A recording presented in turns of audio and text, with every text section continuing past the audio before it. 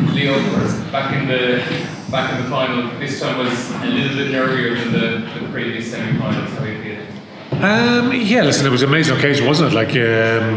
Like the first thing is like I said, we're very appreciative of the support that we've had, the team have had during the course of the season. But like in the lead into this game, it's been phenomenal. So yeah, certainly we've got 80 minutes of entertainment. A little bit too exciting maybe at the end, but listen, credit to players. I thought they took it well. That's not just Leinster players. Northampton, you got to give them a huge amount of credit. They fought to the very end. They've been making unbelievable progress with the coaching group that they have there. And yeah, listen, we dug in. The players dug in at the end, and listen, we're delighted to get into another final. What were Northampton doing, or what were you not doing in that kind of final third of the game to let them back in?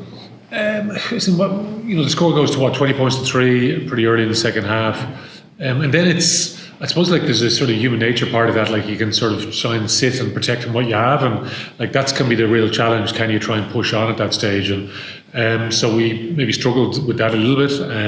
But again, that's a credit to Northampton as well, because they dig in well defensively and make life difficult for us. We don't quite execute on certain few things, and they fight their way back into the game. So they win a few 50-50 scraps, and before you know it, then it's down to the wire, isn't it? So yeah, there's plenty of learnings there for our guys.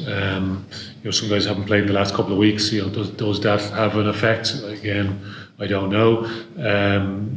But listen, we've done enough to get through. We know we can be better, and that's the bit that we need to go after over the next couple of weeks. So, we're back to URC action next week, which is against Ospreys.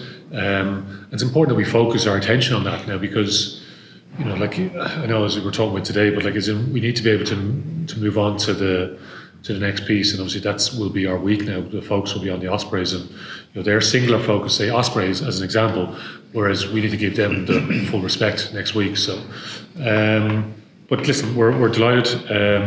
Big thanks to, as I said, to everyone that comes out and supports the team. EPCR, to their credit, put on a great show as well. Yeah, listen, we're relieved to get through. We're delighted to get through, and we just need to focus on improving our game. So we're playing our best game, for the final, obviously, but we'll try and focus on playing a good game next week as well. Yeah, do you see parallels between that second half and after his final? I don't know, 17 points, was it? It's what we scored straight away after the second half is probably the difference, whereas it was a little bit different in terms of the context of the games. The games are rarely the same, are they?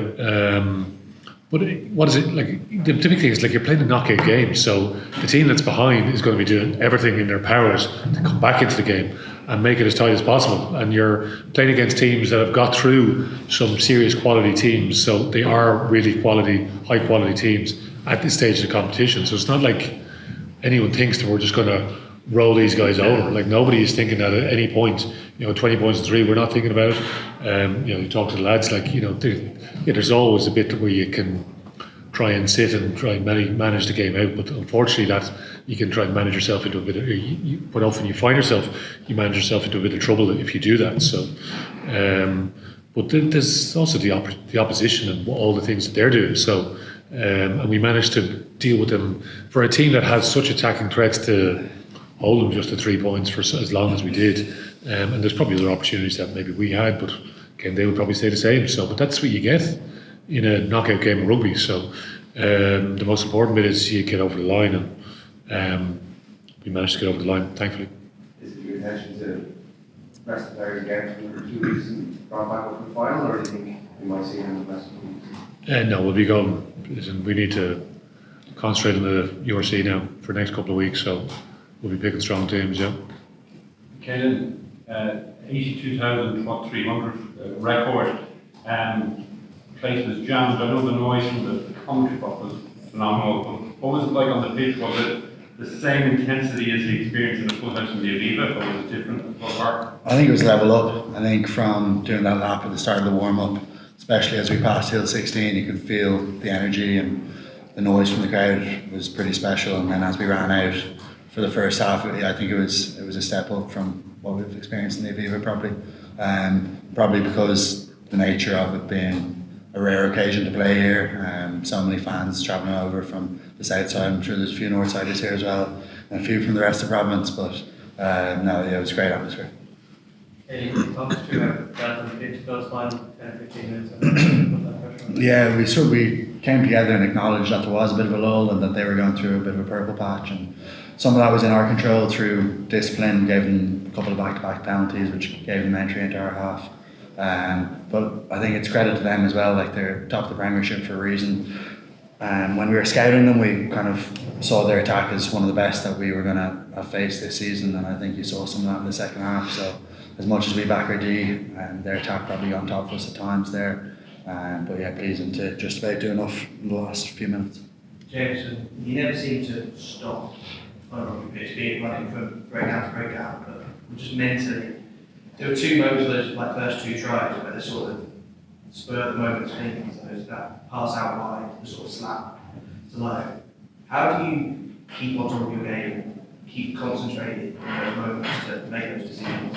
That's a good question. I think for a lot of it comes back to your training habits and what you're doing day to day. And I'm pretty lucky to be in a class environment where everyone's on the same page and we're pretty driven to be winning stuff. So the quality of training is pretty awesome. Really, we've got two quality teams most of the time going at it.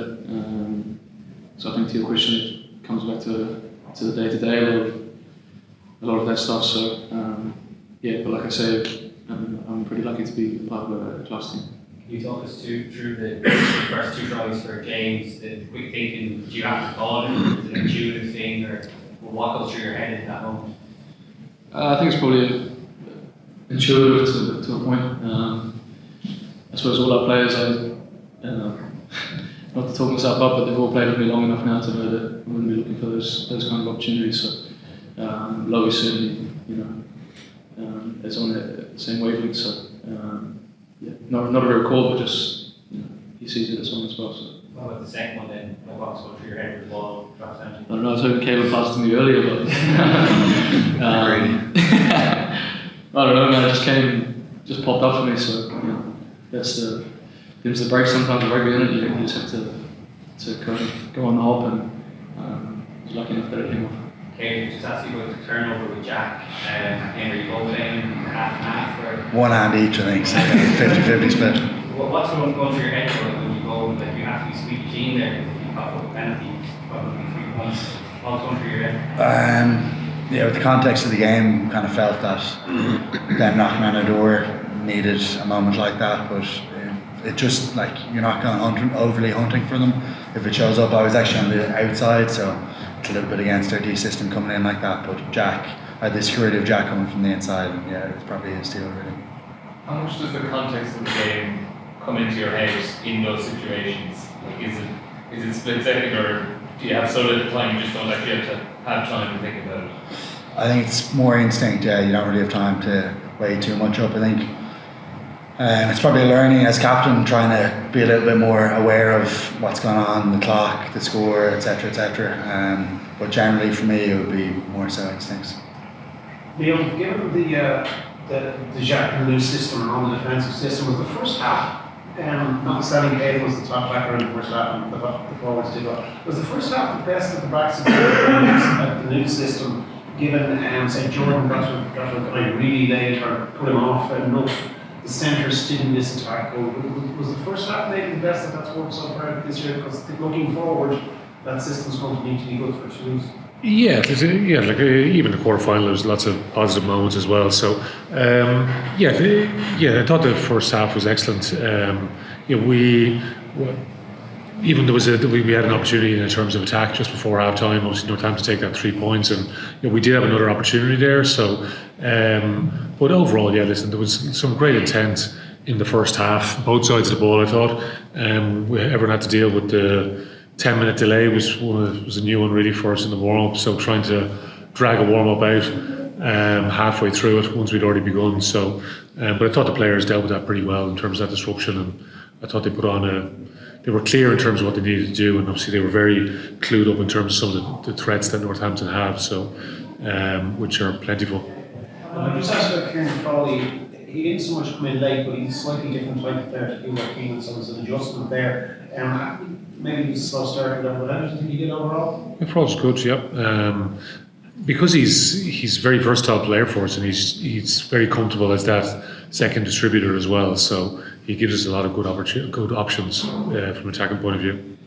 How was he? He's okay, yeah, got a whack in the back, but he's all right. Then he was cramping. Is there where problems come from, like, against the Donnybrook when you started off? What do you mean to Leinster to be able to attract a crowd like that to a home game? I know it's a different game, but the game is Dublin and the potential of his problems. Yeah, well, I think everyone was shocked in the most positive sense of the word, shocked, when the tickets started going on sale and this thing is going to get sold out, as quickly as it did. So it was amazing, the response, really. So yeah, listen, as we talked about yesterday, it's an unbelievable privilege for us to be here in front of a full house. It's remarkable, really, when you think about it. And yeah, well, listen, we're relieved that we were able to get a win. There's plenty of parts of the performance that we can improve upon, but ultimately, what's the most important bit is to get through. And now, yeah, hopefully we have a good crowd over in Spurs Stadium in a few weeks' time. What challenge are you guys? Yep. So we'll watch with great interest tomorrow. Can you speak about any positives just maybe from what you've seen this season? Well, Toulouse are they're the standard bearers of the competition, really. Since go back to the start of the competition, they were the ones out of the blocks first in terms of professionalism, and you could see the setup they had when the game went professional first. They were light years ahead of us. Let's be honest. It sort of feels like we've been chasing them ever since. And Quins, who are a team that we've quite a bit of history with in the competition as well. Quins are probably very fresh in our minds because we all watched Quins against Northampton last week and the type of game it is. And they similar to Northampton, they have really strong attacking intent, and they're just a constant threat. So you need to be alert the whole time. And Northampton went into the lead, whatever it was, 20 minutes to go last week, and Quins fought back at the end. And Northampton would probably feel they had chances, they didn't quite capitalise in that game, and that's the type of game that it was. So, but Quins, you saw them against Bordeaux as well, away in France, and yeah, definitely they can produce a huge performance on any day. And you've seen that over the last number of seasons. So, listen, they're two top teams. Going back to the point earlier on, you're up against top teams now. So, whoever it is you face, it's going to be a serious challenge for us. For us, we just need to focus on ourselves and how do we improve over the next few weeks. And there's lots of areas we can improve upon.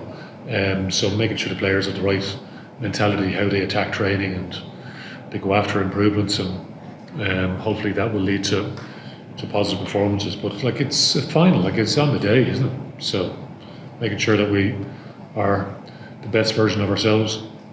Is there a conspicuous Tottenham fan in the group? You're a conspicuous Chelsea fan, and it's all. Everton, Derek. I never heard of it. Is there anybody who knows a Spurs fan? Spurs fan? Gary Bringer, yeah. My old man's a Spurs fan as well, yeah. But yeah, it's an amazing stadium there, so yeah, this will be a great occasion, hopefully. But it was an easier task as a coach because you've been here so many times, obviously facing different opposition in finals and semi-finals over the last few years. Will it be easier, going into the run-up to the next one, regardless of who you play? No, it won't. It's an amazing challenge, so it is. We need to embrace it for the challenge it is. We put a lot of pressure on ourselves to get to this point, and now we're there. So it's making sure now we deliver. It's an amazing arena that we're able to play in today, and it'll be an amazing arena for the final. So a different arena, it's a new arena for us to play in. And again, going back to the privilege piece for us being here today, it'll be the same mentality for us. But it's everyone has all the different noise and opinion that's out there. But for us, it's for the players that are lucky enough to get selected on that day. It's about putting out their best version of themselves, and they're able to show what they're made of and the character that they have.